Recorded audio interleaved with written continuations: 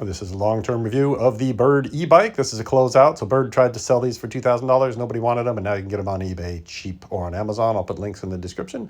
But I've put 350 miles on this bike, and I've made some upgrades and also go over the problems with it, which you should definitely watch if you're considering buying one of these before you pull the trigger. So I've upgraded it with some reflectors so people can see me at night, and put a water bottle and a cage on it.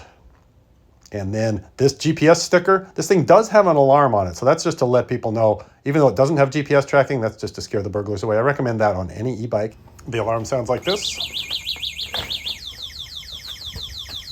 And then these rear racks, I love them. If you want to go get groceries, which I use this bike for, the Bushwhacker racks are perfect. I'll put some links in the description to those as well. Those will go on any bike and any luggage rack. They can hold a surprising amount of stuff, and even with size 13 feet, you're not going to bang your heels on them. So I just fit it with the luggage rack with the toolkit, and then the Bushwhacker bags, and then I put an extra light in the back just because the toolkit kind of blocks people from being able to see my rear tail light. So I just bought one of those $10 snap-on rechargeable brake lights to give me a little extra light at night, and put a reflector on the back. Now, one thing I did notice was some funky sounds, so we're going to go over the funky sounds here.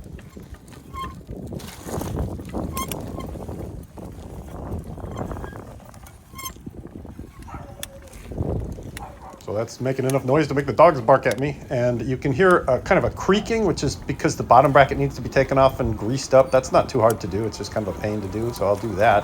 And then there's also a squeak from the belt drive itself. And then this sound from the back wheel is a little more dangerous.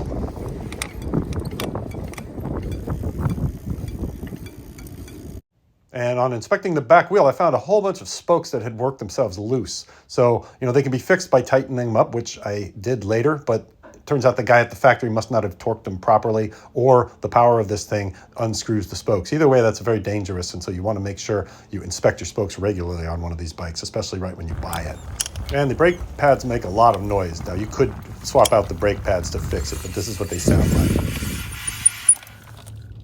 But assuming you get all that stuff sorted out, what's the riding experience like? Well, this thing isn't a motorcycle. It's 36 volts, and it's great on flat surfaces. In this particular video right now, I'm using it as a beach cruiser, so I have it in zero mode, which is no pedal assist, and you can cruise along real easy at 10 or 11 miles an hour just using it like a beach cruiser. It's right around 50 pounds of bike, so it's similar to riding a beach cruiser. And then on the flats, you can get up to 20 miles an hour, but the pedals really only work till like about 18, and then you're spinning too fast. And it'll climb small to medium-sized hills without you needing to do much work, but on a steeper hill, you do have to help it out. The Kenda Quick Drumlin tires, you can see they've still got the ridges on the middle with 350 miles on them. So these are designed to last a long time, and they're specifically designed for e-bikes. They've also got high air pressure and low rolling resistance, so that makes it easier to cruise along at 10 or 11 miles an hour on this bike with barely any battery or no battery help at all. All right, so overall impressions. Would I recommend this bike to anyone? I think you'd want to take it to a qualified bike mechanic, or if you have a friend who is an expert at fixing bikes, so just have them look at the spokes, look at the bottom bracket, make sure everything's tight, everything's good. I don't mind mechanical brakes, and the new pads will fix the screaming of the brakes. It's kind of a pain to take all that off and grease it, but that's not too huge of a deal.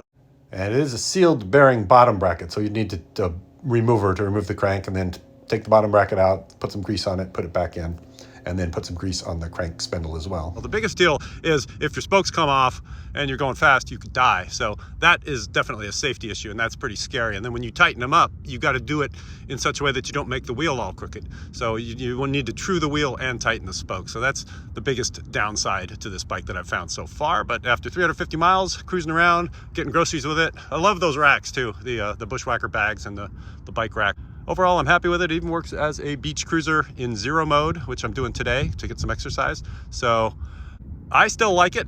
You just want to make sure that you make it safe for yourself. And then also you understand it's not a motorcycle. You're going to have to help it if you get to any hills. On the flats, it's fine. Like if you live in the Netherlands, you're good. No problems with the belt drive. I like it. That is no problems other than the squeaking.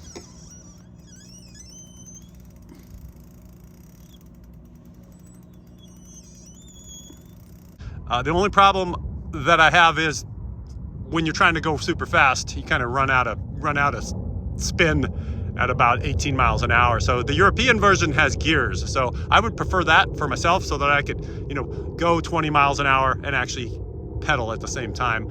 at a comfortable rate. Other than that, buy it at your peril. There's probably no warranty support on it, and when they're gone, they're gone. This thing is a closeout.